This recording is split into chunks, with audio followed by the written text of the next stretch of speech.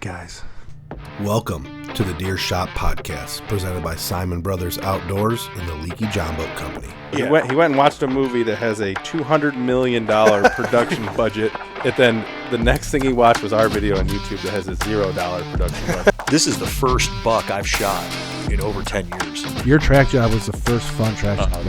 That kind of like, I think part of my life was influenced by that night. Then you miss him 3 times with a rifle at 70 yards on video for the whole world to see. Yeah, that's what Caleb did. 5 years ago, we couldn't shoot a deer at 100 yards with a slug gun. Now you're shooting turkeys at 100 yards with a shotgun. Joey takes the shop is closing up. Make sure he takes all his right antlers. You can't leave anything. Deer Shop Podcast, episode 146. Caleb, Isaac, Jay, Deer Shop. This is our second podcast of the afternoon. We coffeed it up. Left. Yeah, we coffeed it up this morning, and this is electrolytes in mine. What do you got in yours? Coffee. We actually just recorded a hour and 15 minute Moose podcast for Jay's Moose film, which you will see next week. We're going backwards, forwards in time. Yep. So we're doing something out of order here. You're listening right now. Next week is a podcast about Jay's Moose film. The week after that, Jay's Moose film will be live. We were doing all the pre-prep for that stuff today. So coming soon, if you're listening to this, Jay's Moose film. But we're going to do one more podcast before we talk about Moose for a couple weeks. Which one? So today is what? Thursday. Which one is coming Sunday? This one. Oh, this Sunday. You're listening to what we're talking about right now. Sunday the 13th. It is Monday, July 13th when you're listening to this.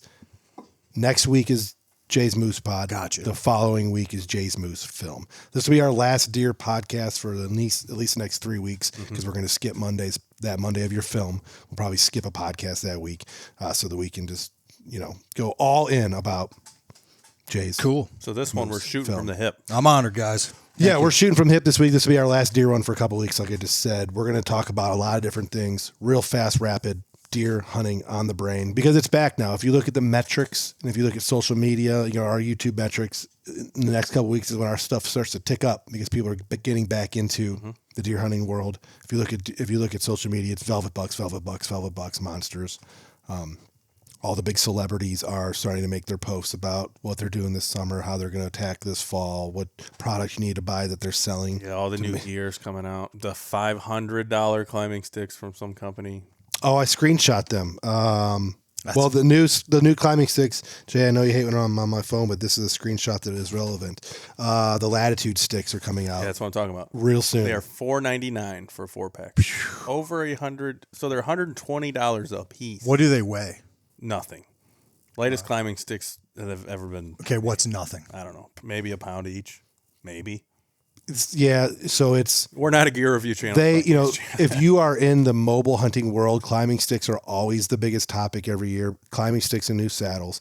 These climbing sticks are probably one of the most hyped of all time besides the original Beasts and the Lone Wolves. This is like the ultimate light climbing stick of all time. I don't think there's any. They got a little fucking string to attach into the tree. Any metallic components at all. I believe they're all plastic and composite.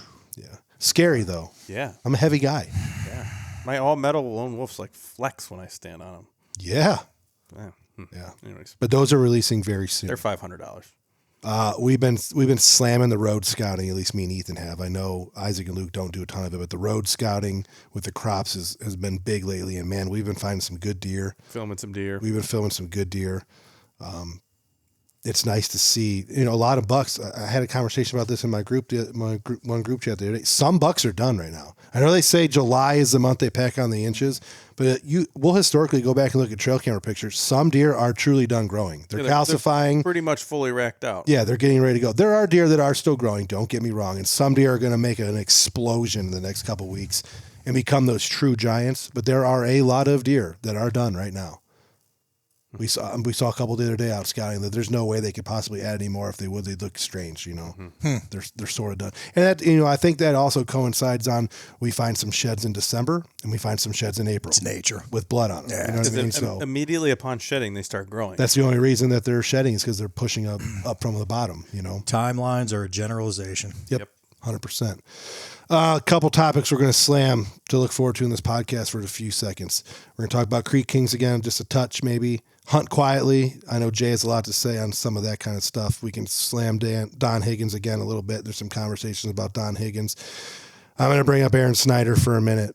Jay might get mad, but we can talk about it. And I'll talk about Iowa. So Skip Sly, not good friend of Jay's, but someone that Jay keeps in contact with. There's a lot changing with cell cameras and stuff in Iowa, and crossbows as well. So Iowa is making some things happening. My deer mounts are done. The moment I leave this podcast, I'm going to Madison's to pick them up. Probably they are going to come back here because I don't want to keep them in my garage. Always an exciting day. Yeah, it's kind of, it's like, it's Christmas. It's Christmas for us. I don't have kids, I haven't had one in a while. I'm going to say, without having kids, there's like birth of a kid, Christmas morning, deer is ready. Yeah. Deer mount is ready. And there's two. I'm picking up two of them, and one's velvet. It's like a little extra kick that, I had a successful season last year. This is really going to start this is going to hammer home like deer hunting. Yeah, if you weren't motivated before. It's going to motivate me to finish my basement den. I don't know what I'm going to call it. Office, den, man cave. Like, I don't know what the word for my room I'm creating is going to be, but my trophy room, that's where the deer are going to be. It's progress is being made, and now this is going to make me really want to finish it so I can get the shit on the wall. First world problems. First world fucking problems. Tooth aging. I bought my kits. They're in the mail to my house. They might be at my house right now for all I know. I'm going to send out my teeth to get aged. I'm just so curious. So what is a kit? They send you an envelope? They send you like an envelope. I pre-entered the information on my deer. So like each envelope coincides to one of the deer I'm going to send in. Where I shot it, how old I think it was, a picture of it, what I named it. I heard there was still a tremendous margin of error in that. So I don't know if it's even aired yet. Didn't Born Again do a podcast with the... Don't know. I don't think it aired yet. Born Again did a podcast with the lady who runs the company. Okay.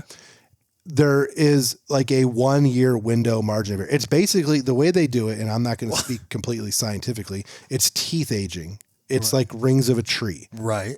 There are, if you look at all the scans, they'll show you example scans. Like I know Born Again Matt got his example scans back and he like challenged one because sometimes the rings are not defined like they are on this table right here. You got these rings, but then sometimes there's like a blurry one and it's like, well, is that a year he ate only alphalfa, a soft ring? It's they as don't close really, as we can get. Yeah, it's as close. It is. Right. Yeah, there's no other way. Well, I don't love it because I feel like I can get within a year. Yeah, and we're and that's the thing. Either on either side, so it's a 1 year swing. So if I guess 3, or if I guess 4, it's either 5 or 3. It's not. I feel like I had nailed it. It's not that. It's either 3 or 4. There's one ring in question. I got you. So it's either one older or one. It's in this range. Like, are we counting one this you are? Do they tell you? Yeah, so they could say like we're confident it's this, but it could be this. There's a possible ring here that could make it 1 year older. It's not any younger, but there's one ring here that it may make it a year. And there's some tooth sample, and it depends on how good of a sample you supply them, how it was stored. If I just give them the jaw. So that was the least desirable. I thought that'd be the easiest one. They want, and I haven't read the instructions yet. They'll come in the mail for which tooth I'm pulling. This is probably an expense issue. They don't want a whole jaw. They want an extracted tooth. I thought it'd be easier to send the whole jaw. But then they can pick the best tooth. Yeah, so there's only one tooth. I think there's only one tooth that they're really looking at. Same as Montana like the bear. Yeah. In West Virginia does that too with the bear. I got to send that tooth in that molar. When you shoot a bear in Montana, you have to take your bear to the check-in station, and they pull the tooth right there. A state biologist pulls the tooth. Did you get results from your bear? Yeah, it's 4. 4? Yeah, mine was 3. I'll be so happy if my deer's 4. Because I don't think it will be. Yeah. Now I'm starting to worry if my deer was like the biggest 2-year-old on the planet. Maybe. I mean, who cares? We'll find out. I'm not taking that arrow back. And if he walked out again next year, I'm shooting him. Yeah. The good thing about this tooth age shit that's happening now, it made me care less about how old my deer is because there's these guys in this that the company will tell you, like, you think you're shooting that 6-year-old buck you've been watching, and our tooth data is proving that the deer is 3, and you just don't. The buck that Caleb thinks it's the same deer every single year. Guess what, motherfucker? It ain't. You were wrong. Well, I rest my case with the argument you and I had a little bit while ago about would you rather shoot the 3-year-old 150 or the 5-year-old 120? And you're like, well, the 5-year-old. And I'm like, yeah, but if a 150 walks under you, are you shooting it? Yeah. 100% of the 100% time. of the time. Right? So what does it really matter at the end Correct. of the day? Because It's if in snobbery. the state of Ohio, the chances of a 150 plus being less than 3, probably could say 4, are so slim. Well, that's what is that the boat I'm going to be in. If they send me back what if they send me back my tooth and it says that my deer was 3, 145 and change. That You know?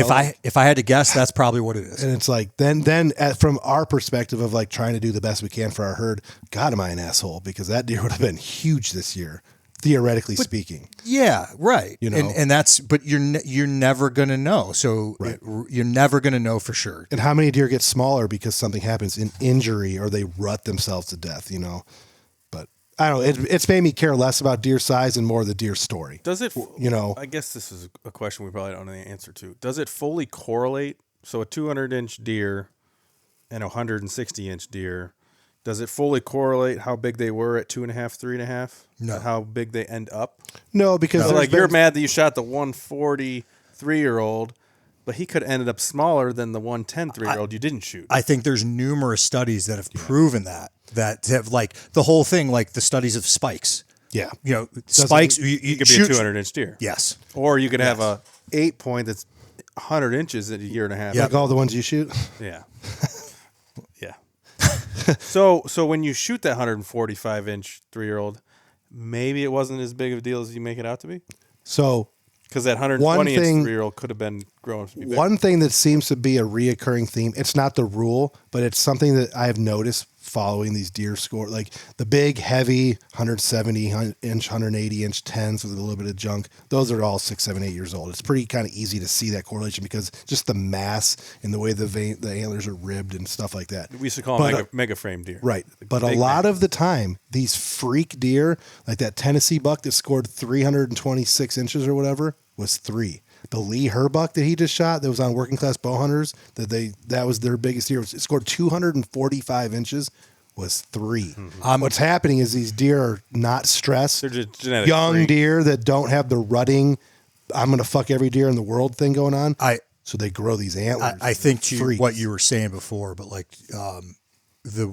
I killed an Iowa buck a couple years ago that was 160 and some change. It's kind of like got a bunch of junk and stuff. Still had velvet on it on Halloween, which is kind of docile. which is odd, right? Yeah, right. I'm confident that deer was no older than 3, He's just a docile buck and hadn't learned. and he would have been probably, in theory, a tremendous buck in 2 or 3 years. a lot of theory. In theory, if he's that big, that young. if they grow on a bell curve, yes, but we don't necessarily. We can't. It's we can't nature. say- That's right. not, it's nature. You can assume that might happen. We've seen but there's deer- nothing that says that will always happen. We've seen deer that are 125 at 3 years old, and then they gain 3 inches each year, and that's all they're getting. Or The deer that are number one 125 deer- at 3 years old, and they gain 60. You know, I'm fairly confident that the deer that we call the G3 buck here, who's going to be 6 or 7 this upcoming year, he's had the same rack for 3 years. That's why we think he is the same, because he didn't blow up or get smaller. He just literally has looked exactly the same for 3 straight years. Keeps growing the same rack. Just keeps getting fatter. That deer is not going to just I do not believe he'll go from 127 to 150 in 1 year. At year 6. I think there are certain hunters you can dismiss when they talk, like knowledge and biology. I genuinely don't think Lukoski's one of them. I think you have to listen to what he says. Devoted his life when to it it. comes to and he's not dumb. He's an intelligent human. He was a chemical engineer, I think. He's not dumb. He said at some point, most mature bucks make a giant jump once. Yeah. And Just you do, once. whether it's 5, 6, 7, but one time Could be 2 to 3. it'll make a giant jump. So that kind of adds into what we're talking about. It's like, when is that going to be? Did it happen? or is it going to happen? See, I kind of like that because that means that takes a little bit of heat off of, well, I can only shoot the premier 6-year-old buck because that's when he's going to be biggest. Well, that's not necessarily true. Like some of these deer, we're watching Midwest Whitetail in the background right now. Bill Winke had a lot of documented hunts where he hunted deer for year after year after year.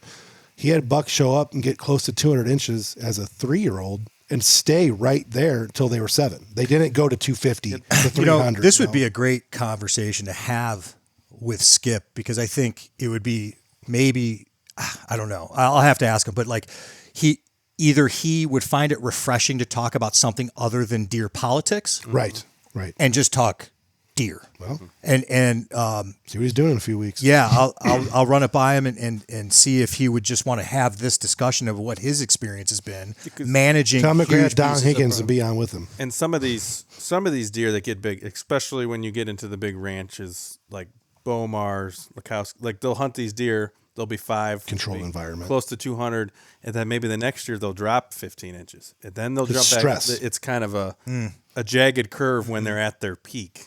And inches is a human design, right? So the deer are designing antlers to fight better and to have dominance. Theoretically. You know what I mean? Like to have a length of tine extra so their score is bigger isn't what nature is concerned about. Their tines might be fatter, sharper. And nature's not perfect either. If nature was perfect, they would design an 8-point with 12-inch pointy brows that could kill any other deer. But instead, they're designing these big, non-typical racks because nature's not perfect. And at the end of the day, this discussion and then how we all 3 hunt are just do this. Yeah. Yep. Right. So like the way I hunt, I'm not purposely shooting anything under 160 unless it's an 8-point because, a mid 150s 8-point is a good deer. Yeah, as big as it's But anything in that, I'm not even considering anything less than that on purpose, which in theory will make it a mature deer. Yeah. Right. There's always the underlying, like you said, the 160-inch Iowa buck that, man, that thing might not be 3, but you don't know, and we don't know. And even with the tooth aging, we know sort of now, but not 100%. I've read a lot of information that the biggest bucks, and I think Don Higgins might be the one who thinks this way, or maybe Bill Winke, I can't remember, bunch of name dropping. The deer that are the least dominant and just like to eat food and hide and not get ruckus and involved in shit end up growing the biggest racks. It makes sense. Because it does not make sense for the deer that's running the most ground, getting in the most fights, getting hurt the most, and spending the most time breeding as possible would be able to also grow the perfect rack because that's not how it works in nature. Right. You're burning calories, using calories, and making deficiencies on your body throughout that process, which just means the recovery is going to be longer no matter what, even in a controlled environment. And your rack's going to suffer because it's excess. Your rack is excess. There's a reason why farm deer, they cut their antlers off as soon as they harden up. Right. So they're not fighting. So they're not injuring themselves. So they're not doing this. Correct. On that note, fuck Browning trail cameras. Oh, yeah. Dude, again? This was last podcast, wasn't it? Well, no. Last podcast, I said I'm going to send them a box. Oh, yeah. See what they could do for me. Yeah. They said they could fix 3 of the 17, and it would cost me $74 plus shipping to get them back. No way. And I said, I have not replied yet, and I will structure my reply as nicely as I feel like to. Maybe I'll just tell them to fuck off. But millions of views on social media and using them for the last 10 years, and they want to charge me to fix their cameras that they broke. Dude, they do not have an unlimited lifespan. But use social media and tag them in it. Oh. And that has any issues I've had with gear, when I've done that, boy, does that get a response real quick. Usually helps when they're smaller companies. Yeah. I fear that might be the problem. Browning trail cams may be a subsidy and just have the Browning name attached to it because that's not their main gig. No. Not Fancy shotguns. Yeah.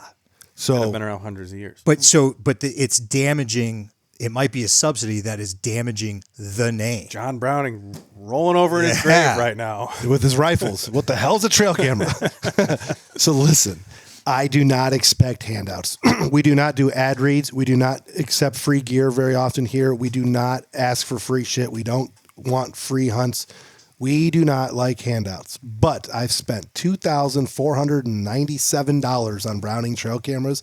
I would like to have a few to put in the woods, okay? I would like a few to work. If they would have said, hey, man, these cameras are old as shit and they're fucked up and broken, there's just, don't even worry about it. Here is, we'll send you 4 or 5 cameras, or we'll send you can spend $30 on any model and buy as many as you want. Fuck yeah. Okay. We can, this works for me. Right? Meet me halfway. Yeah. Do something because your product went to shit. We can only fix 10% of them and we're going to charge you. Yeah. Less I than mean, 10%, that is 3 out of 7. that's gross. Fucking gross. Yeah. Fuck. So yeah, I'm going to be on the warpath against Browning trail cameras here very soon. Rude. So a comment that I wanted to read. I got a comment from Robert AF. Roberts AF. Roberts as fuck. I don't know, whatever his screen name is. Roberts AF. I know this video was filmed 8 years ago, but my dad grew up in Kane, Pennsylvania, only about 30 to 45 miles from Kellettville. He's 83 years old and has the first stage of dementia. He moved away from Kane in 1979, but when I showed him this video, he knew exactly where you guys were, and he had to watch the whole thing twice. Keep up the awesome work. I can't wait for Mondays to hear the new podcast. Thanks, Robert. Dude, one of the best comments Yeah, ever. That's yeah. awesome. That gave me goosebumps. And brother, go watch all the other. So I told him, like, man, we got probably what 15 video was that? It was a trout fishing / Old turkey one. hunting trip Old from one. 8 years ago. Cheers, Robert. So, I told the guy, like, listen, check out that whole playlist of fishing, because there's turkey hunting and trout fishing. And then there's some videos of my wife in her bikini tubing down the Tionesta River Dude. 10 years and ago. also some deer hunting. Yeah, some deer hunting from Isaac. There's a lot of content from that area. Show your dad, man. You're in a bikini? Yeah. He's shirtless and drunk with a weird hat. But yes, Robert, that's the kind of comment we look for every day. I mean, that's great. That's what it is. Hunt the season in response to the Creek Kings video. I think the bigger question is, should we hate that they got big on YouTube while doing this, or should we be upset that they harvested once in a lifetime bucks? Personally, I think if we would right away think, man, I hate that they blew up and got famous from killing big deer, that's a bigger issue on our end. But if our mind goes to, I hate that they harvested these once in a lifetime world-class deer, I then think we are upset about the right thing. I disagree. I think two truths can be the same. Yeah. Two truths can be one at once. Like, I can be upset about both. Right. He used that once in a lifetime deer. They were pissed that they cheated and shot out of Metro Park to gain fame. They both suck. That's terrible. Yeah. I mean, he did allegedly an illegal activity. Well, he's convicted and went to jail Okay, for well, it. So, I don't, whatever. Yeah. Even allegedly. He prostitutized. What's the right word? Prostitutionalized. That's not a word. Definitely not a word. He prostituted game or nature for financial gain. Yeah. And that's gross. Yes. 100%. And I guess the reason why here's the irony, right? Hunt the season, the guy who made this comment. We agree with you, but at the same time, you're on social media watching a podcast video of a couple guys that love this kind of thing. So yes, we're mad that they got big on what you're watching right now because of illegal activity. You know what I mean? Where he's at, their channel got big and they got famous for making videos of deer hunting. I just reread his thing, and I think what he's saying is, if they weren't illegal, that we were just saying, man, I hate that they got famous for killing big deer. Okay. That I think the way I'm reading this, it's a little maybe hard to read. maybe that's his point, is just someone getting famous from killing big deer, much less of a problem. Dude, go nuts. If that's your thing and that's your ticket because your goal is to get famous on the backs of big deer, have at it, dude. Nothing wrong with that. Yeah, I mean, if you're saying, we're more knowing they more were mad about the videos of the deer dying. Yeah. No, I think I get your point, and I think that's what he's saying. He's saying if we didn't know they were illegal, he just got famous off of killing big deer. I don't think anybody gives a shit about that. Yeah, I mean, I know deep down people might feel that, vanity in that regard is not right. But human nature is, that guy's really good at soccer. That guy's really good at football. That dude plays a guitar. I almost feel like, his point is saying, are you jealous that they got famous for killing big deer? Like, then that's a problem. If you're jealous of somebody right. for getting famous from killing big deer, I mean, Well, it went from awe to like, man, these guys are from Ohio and they're killing big deer, making a sweet YouTube channel. Like these guys might have figured something out. Like let's pay attention to. Oh fuck, they cheated. Let me give everybody listening a lesson in hunting, and I've been around for a minute. There's no Lots of minutes. anybody figured it out. Yeah, It's all been figured out. Yeah, It's all been figured. some people just Some people apply it better than others. or That's it. or had the money, the time, Yeah. or some luck, or circumstances put them in the right place. You know, Yeah, but there's nothing. or Luke was 12 years old and shot 200-inch buck. You know what I mean? Like, what does that have to do with beans in China, right? Yeah. And the rest of us have been chasing that for a combined 50 years at this table. I think consistency is what to me equates to what is quote talented. Yeah, because you can't manipulate what deer you're going to kill every year. You can only kill what's there wherever you're even hunting. You know what I mean? And very few people are doing the Lee Ellis thing where they're trying to find the biggest deer on the planet every year and killing that one deer. I mean, it's not feasible. I'll stand by this. I don't know Lee Ellis. I would say what he does differently than everybody else is his work is not put into the deer hunting. It's into finding the deer. And those are two different things. I'd be willing to bet that he is probably not the best public land hunter. Don't know that.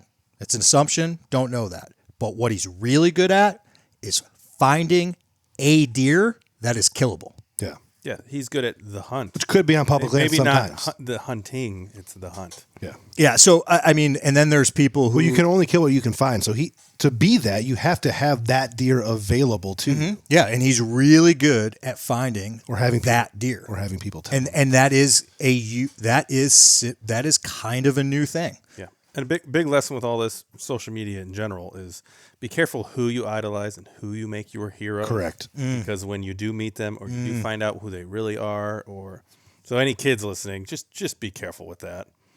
Yeah, Heroes aren't always exactly who you make them. please don't let any of us at this table be your heroes because we're just guys. They're just guys. We're just Bunch of guys. We're just But that being said, we're good dudes. yeah, for the most part. Yeah, there's a lot of piece of shit out there. I mean, 75% hunters are Enough. And so that means 2 out of 3 of us are. yeah, right. Damn it. Now, like-minded individuals find themselves. You know what I mean? We drive down the road and find out the neighbors. You know, Jeremy, the broadhead guy who hated Luke and now loves Luke and uses expandable broadhead, said, "Go easy on Don," and that's a perfect example because Don Higgins is a big name. He's killed 4 200-inch bucks. We talked about him last week. I'm not going to beat him to death. He knows what he's doing. He can manipulate a farm better than maybe anyone on the planet. There's a handful of guys that are in there, but he's finding ways to have 200-inch bucks appear on his farms year in and year out, killing them legally. Huge. But some of the things he does and says and presents are not things that we would agree with. And that's an example of, your heroes aren't necessarily perfectly aligned with your views at all times. He uses fences. He's passing 180-inch deer out of principle. It's 3-sided farms. I think he's using Is that fact? Yeah, though? Is that fact? No, he Just talks like- about it. Okay. He does talk about it. He says, "Fuck my neighbor. He's an asshole. I'm going to put a 12-foot fence up and the deer will never cross it." Do we agree with that kind of stuff? I don't really like that. I think that's kind of going too far. And I think that takes away from fair chase. If you're feeding your deer vasodilators and anti-worm medication, is that going too far? and high protein. Like, blah, blah, blah. are we now just hunting cattle? Are we, there's questions that can arise there. But last comment, and then we can just bullshit until we're sick of talking. Dark Shark.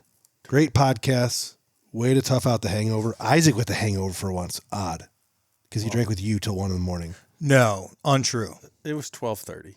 You told me 1. It was like 11:30. No. I looked at our text messages. I remember. I've been sober for the last 3 podcasts. Let it be known.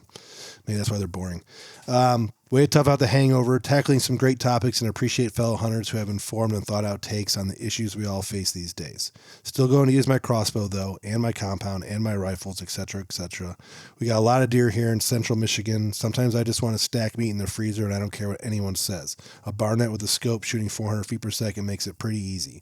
I grew up in the UP where deer numbers are really low, and if that was the case here, I may feel differently, but that just isn't the case most places in lower 48 these days when it comes to whitetails. Mm-hmm. Yeah, I mean, we're the kind of guys that think there's too many deer. which we run into circles because there's too many deer, but we want more killed, but we want to make it a little bit harder to kill. Well, there's a lot of, look, I think we're all guilty of being hypocrites. We all talk about how not enough does get killed and not one of us killed a doe. Right. Yes, correct. So like we own it. And we're going to make a change. And I will change that because I don't like being a hypocrite, but I will own my shit. But also it's, this is the bottom rung of my hunting ladder is Ohio whitetail. So I feel like I've done it enough. I've done it enough consistently to where it's not really, I'm going to get some shit. It's not as challenging for me anymore. It's just not. And not as enjoyable. I feel like if there is a good deer on any property that I can hunt, I will put myself in a position to kill it. Well, that's why you're hunting moose alone in Alaska and we're not. Yeah, I guess. You know what I mean? And also you still find the thrill of all of it. I just don't, and there's a part of me that wishes I did. You've had a little bit of fun here and there hunting kind of like us or within our realm. Yeah. You've been around for some muzzleloader camps. And I have. You come when people kill a deer. Like you went bow hunting in Ohio last year and killed a buck. Yeah, the one that I found, right, killed it the next day. It's just I like the difficulty of other things. I like the different challenges. And look, again, barrier to entry. There is zero barrier to entry to whitetail hunt in Ohio. Zero. There's people who can't start a fire killing 200-inch bucks. I would say if you want to challenge yourself in Ohio, don't bait. Yeah. Challenge yourself. Mm-hmm. Which is, I did not kill mine over bait. Right. I killed mine based off of deer knowledge and woodsmanship. So what I think the big thing about the reason why we would like to see baiting go away for all three of us sitting here is because even though you did not kill that deer over bait, there's no doubt in my mind he was going from a bait pile to another bait pile at some point in that 24 hours that you knew he was in existence, because that's inevitable. So I guess it's inevitable. We're kind of getting in the weeds, but yeah. It's a shoot the shit podcast. Yep. So I don't care why he's going from point A to point B. Correct.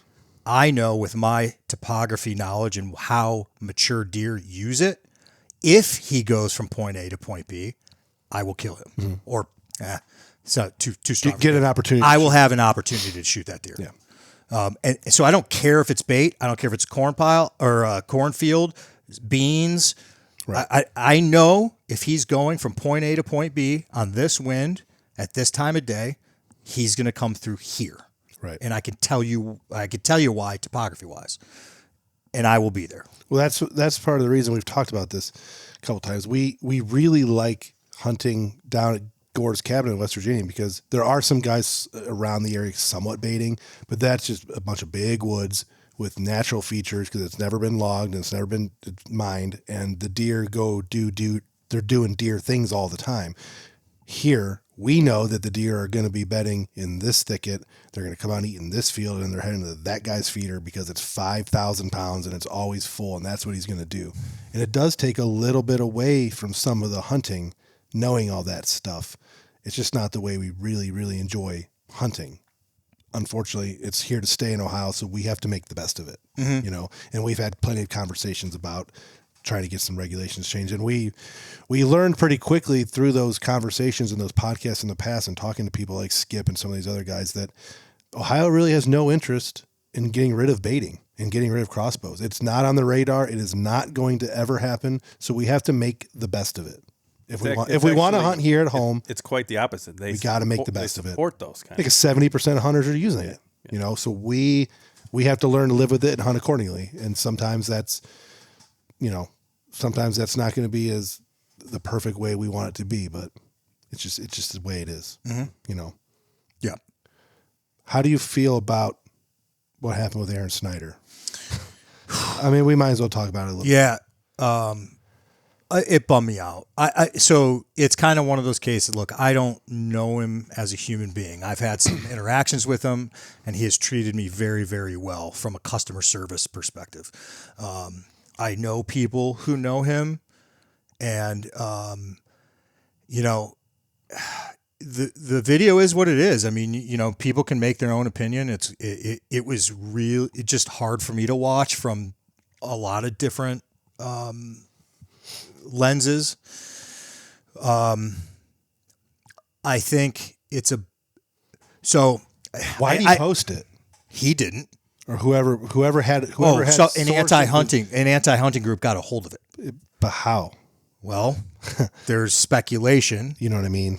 The speculation is allegedly a competitor he was just about to release. So if you don't know Aaron Snyder, he was one of the head guys at Born Primitive, and he spent a lifetime working Kafaru and designing packs and shelters and things like that, mostly packs. Backpacks were his thing. Designed some of the best backpacks on the market. Allegedly, he was about to release Born Primitive's new line, and a competitor got a hold of it. This is allegedly. Conveniently released this at the same time. Gotcha. Alleged. So there is also some dirty pool at play. Maybe. Or it's just shitty timing. And in the video for anyone who sees, he's kicking this coyote that he shot, and just a bunch of it's in a trap. He stabs it. Yeah, I mean, it's not great. I mean, you can look it up yourself. It's bad optics. There's really, and he even said there was no excuse for it. He explained the situation in his public announcement about it or whatever. How did they get that video if he's the only one who had it at one time? He's not. So clearly it was being filmed by somebody else. So one person, Well, yeah, there were one or two other people there. I don't know. Yeah, and when it happened, that person could have been like, "Hey, check this out," blah blah blah. Yeah, who knows? Who knows? It could have been a Snapchat. Who knows? Who knows? And it was several years ago, I believe, is the video. Someone sat on it. Yeah, it's not great. But here's the other thing, though, from a human side of things, people make mistakes, right? And should a guy lose his entire livelihood, a lifetime of work for a mistake? I mean, the comedian that when Kramer dropped the N-bomb, I mean, the cancel culture, right? I'm not for the cancel. Morgan Wallen. I mean, right. And he came back. It was the best thing that ever fucking happened to the guy. Yeah, because it's a different crowd, right? Yeah, right. A lot of people were like, "Fuck yeah!" You know? I mean, not great either, but. Look, man, at the end of the day, it paints all of us in a bad light. And that was a representation of all of us hunters, because we are all under a microscope. And it's not some guy that makes packs for this company and works behind the scenes. This guy is the face of that company. He is one of the main faces of backcountry hunting. Yeah. There's not a single person who backcountry hunts that does not know who Aaron Snyder is. Well, it's like that, a good analogy, good or bad, you can decide, I guess. You got these fishermen, up in the lake catching walleye, and they hook into a sheep head and they slam it against the rocks. And go on fishing. Now, our view on that, do I really give a shit if he slams the sheep? No, but it's also, I don't like seeing that either. But if you film it and it gets put out there to the wrong crowd, like, we talk about the hunt quietly kind of stuff. If you film and put it out there to the wrong crowd, it looks so bad. Yeah, you're just torturing this animal. They make the argument that Aaron Snyder did more against hunting in that video than PETA has ever done. Right. Like, people make that. Well, they want PETA. Well, yeah, when you have something from the inside, it's way more impactful. Way worse. And they want to see one of your people fail big. Yes. Yes. That's the golden ticket. Yep. It's unfortunate, but I know he was one of the guys that you kind of. Well, I'll tell you, because he was one of my first. God, I hate using this word, but for lack of a better term, influencer that I learned so much from. And it started with his customer service for me, giving me his cell phone number, calling him personally, walking me through setting this pack up and how to set the straps. Bought this old used pack that was his company at the time. and boy, that won me over, right? Yeah. And I was a customer for life, and he started putting out educational videos, and I just learned so much from the man that it was a huge bummer. You just had to kind of, it's a lesson. Like we said, cameras are rolling, cameras keep you accountable. It's a lesson to just remember to always be doing the right thing in the woods. You never know who might be watching, who might end up seeing it, what law might change in the future, not affecting what you're doing now, but looking back like, oh, that guy was doing that shit all the time. You know, there's a lot of things that come with social media and posting videos and hunting that you might not think about when you're just out in the woods with your buddies. Especially when you make your livelihood from it. Correct. Which I wouldn't want to do. That brings up a good conversation. We're doing this right now because we want to kill time on a Thursday? On a Thursday, because we like hunting and talking about hunting, and it's something we very much enjoy. If everything we said in this podcast affected our income and our livelihood and our ability to pay the mortgage and our health insurance, we might treat it a little differently. And that's, no doubt that there's definitely something to be said Facts. about that. Yep. We're allowed to kind of say whatever we want because, oh my God, no one watched my podcast, Yeah, no one's pulling their sponsorship. No one's watching it anyways. Pulling money out of our wallet. Correct. And it's a good lesson that once again, your heroes, keep a realistic mind with everything. Remember, people are always watching. It's just one of them things. Careful who you idolize. Yeah. Are you getting to the... Ask it. I don't know what you're going to say right now, but might as well ask it. It's like beating a dead horse, but I don't know. It just seems so relevant. It just seems the relevance is holding its head above water is the Mike Rex stuff, and his interviews go viral. I mean, every time he does an interview, it goes viral, and I find it fascinating watching his. A transformation of his viewpoints and his attitude about it. So there's some things I learned from I caught some clips of his Southern Outdoorsman podcast. There's a couple things I kind of learned. Like I knew he was a good deer hunter and killed some big deer. I guess I didn't realize he had 40 record books sized entry bucks. I mean, that's a lot of deer. What record book? Buckeye Big Buck Club, okay. Which he's I think on the board in the president. Yeah. But what is that minimum? Is it 140? 125 to 140? No, I mean that's a big range. I think it's one. It might be 140. I want to say it's 140. Yeah, I mean $40 over 140 is a big deal, and there's no one who's ever going to say that he's not a good hunter, right? No, and that's part of my fascination is like his roots versus his stance now. Well, what do you think of those $40? And then he obviously can't have killed all of them in Ohio because that would be 40 years of hunting. The dude's not that old. You know what I'm saying? So like he has not killed a Buckeye Big Buck Club qualifying buck 40 straight years. That's just impossible.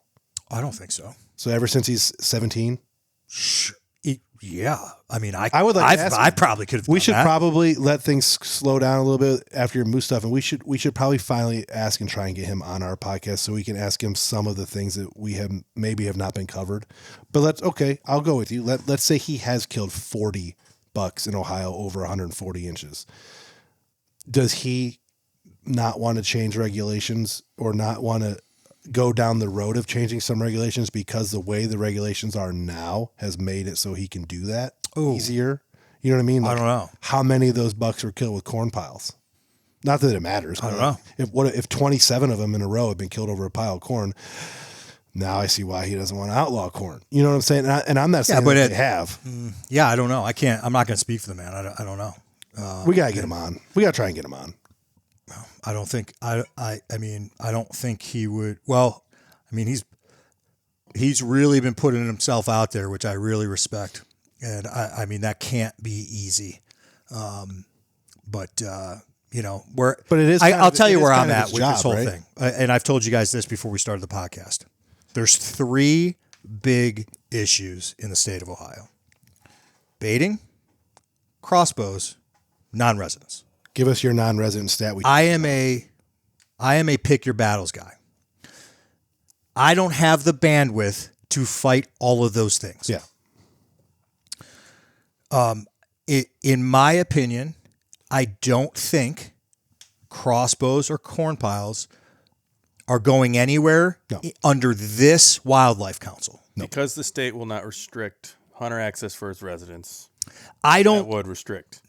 So when you say hunter access, I think of property. No. Yeah, but People being able to hunt. Okay. because Hunting opportunity. the big argument is if you take away Usually my take corn away piles, crossbows. I will not be able to hunt my 8-acre property. Whatever the reason Becomes useless. is, insert your reason here. I don't think corn piles or crossbows are going anywhere. No. Correct. Not any, at a minimum, not anywhere soon. I do think that they are open, listening to some of their verbiage and just on the Southern Outdoorsman, Mike even said he was open to listen to and does think there might be a place to look at the non-resident issue. I just have chosen that to be the hill I'll die on. Yeah. I've done a disgusting deep dive into the numbers of that. A lot of people, I just don't think you're going to find a lot of residents that disagree to limiting non-residents. Have you heard of the what's the word? Repercussions? No, the Reciprocity. So there's some states that have started doing that. That's kind of dumb. thing, you I know? can't stand the reciprocity thing because why do I give a shit what West Virginia has to offer me? Well, we just looked that up before podcast. We have something in Ohio. A non-resident landowner. Oh, for non-resident landowners. If you own land in Ohio and you're from XY state, you do not need a hunting license and tag. You can use your landowner tag if your state allows the same for people. So I didn't know that one. And then also, I didn't know it either. Reciprocity how? So, how do you quantify that in Idaho, where you have elk, mule deer, whitetail deer, exactly. all these different tags? How do you quantify that when we have whitetail? So one of the things I've seen floated around as well, if it requires, if Iowa requires its non-residents to have a 5-year draw and spend this amount of money to hunt deer in Iowa, its non-residents to hunt deer in Iowa, then the same person coming from Iowa to Ohio should be required the same thing. So if it's that hard for us to hunt that state, it should make that. But it doesn't make sense. You can't quantify that. Yeah, That's why it doesn't make sense. Wise. And also, here's the thing: Iowa doesn't make you wait 5 years. Iowa says we have 6,000 non-resident tags divided into these zones. Yeah. It could be 5 years, it could be 1 year, it could be 30 years. It all depends on how many people are signing up for those tags. Right. It's scalable. You can't take individual situations and scale those. So, again, I've done the numbers. I just did them again last night. And I did them because on Mike's last podcast that's going around about the Southern Outdoorsman, yeah. Southern Outdoorsman. He talked about the finances that non-residents bring. And he's not lying. That's absolutely correct. But I've done the numbers on what just scaling would look like. And not only would it be cost neutral in a couple years, it would be cost beneficial going down the road. Yeah. We would make more revenue with less non-resident hunters, which Selling points and doing a draw. That's what you're saying. the selling points of doing a draw and buying preference points and all that. And maybe, just maybe, there's relevance to, if, you have for lack of, I'm a analogy metaphor guy. If the state of Ohio is a pond and non-residents were, this is going to have a negative connotation, I don't mean it that way, were an invasive species fish, there's only so much room in that pond. Right. If you were to start removing some of those invasive species, maybe those native species, residents, start to thrive a little bit. Maybe they have a little bit more land to access. Here's where we're at. Brass tacks of numbers is very, very scary. Looking at from 2011 season and looking at the resident hunting license sale, if you were to scale that and it continues the trend, and then you equate that to the non-resident hunting license sale, which is down marginally. By the year 2039, there will be more non-resident hunters than resident hunters in the state of Ohio. Wrap your fucking head around that. Now, here's what someone's going to say. Well, that's non-resident hunting license, not non-resident deer permit sales. Okay. Right. And you can make stats say whatever you want. Here to hunt squirrels.